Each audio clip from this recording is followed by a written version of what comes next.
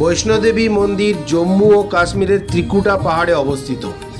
হিন্দু দেবী মহালক্ষ্মী, মহাকালী ও মহাসরস্বতী রূপের তৃতীয় দেবীর এবং বিষ্ণুর শক্তি হিসাবে পূজিত হয়। জনশ্রুতি অনুসারে বৈষ্ণোদেবী ভৈরনাথ নামক এক রাক্ষসকে বধ করার জন্য মানব রূপ ধারণ করেছিলেন। অর্ধকুয়ারী নামক এক গুহায় দেবীর তপস্যা স্থান হয়।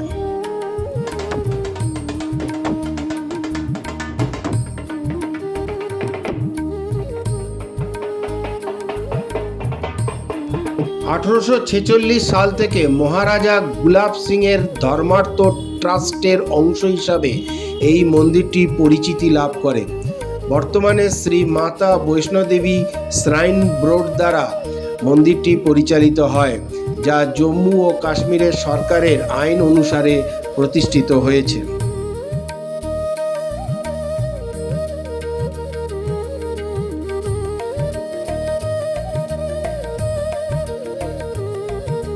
বৈষ্ণোদেবী মন্দিরে অনুষ্ঠিত সবচেয়ে বিশিষ্ট উৎসবগুলি হল নবরাত্রি এবং দীপাবলি।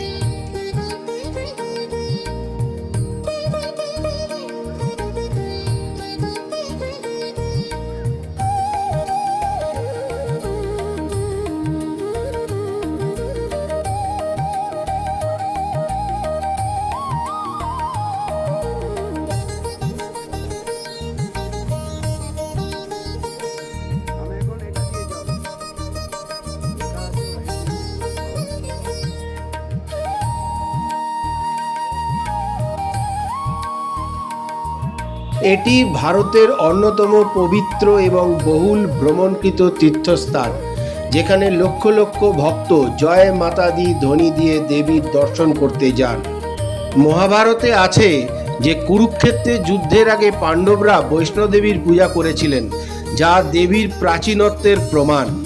রামায়ণের সাথেও দেবীর যোগ রয়েছে বলে প্রচলিত আছে, এবং যে পাহাড়ে মন্দির সেই পাহাড়ের নামও দেবীর নাম অনুসারে হয়।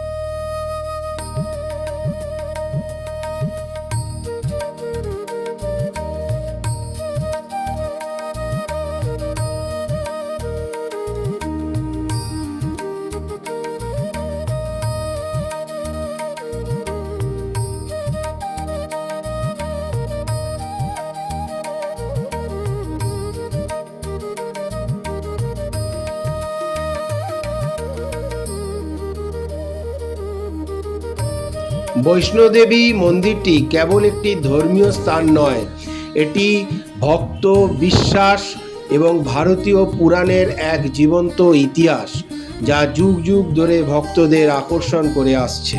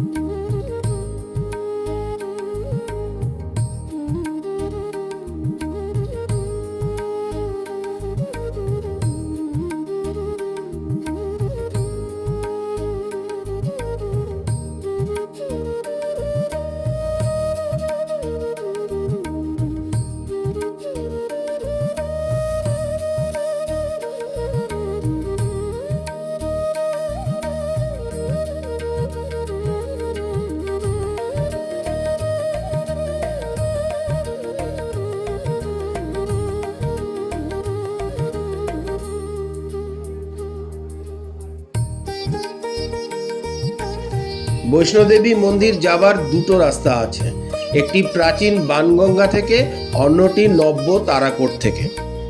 প্রথমে নিজেদের নামে RFID যাত্রা কার্ড তৈরি করে তারপরে যাত্রা শুরু করতে হয়। উভয় দিক থেকে যেতে হয় অর্ধকুমারী মন্দির। সেখান থেকে হাতিমাথা রুটে পায়ে হেঁটে বা হিমকোটি রুটে ব্যাটারি চালিত গাড়ি করে মনোকামনা ভবন হয়ে মন্দিরে যেতে হয়। ফার্স্ট এপিসোড আমরা অমৃতসর ট্যুর দেখিয়েছি। সেকেন্ড এপিসোড আমরা বৈষ্ণোদেবী ট্যুর দেখালাম। এরপর আমরা আপনাদের কাছে উপস্থাপিত করব কাশ্মীর ট্যুর নিয়ে।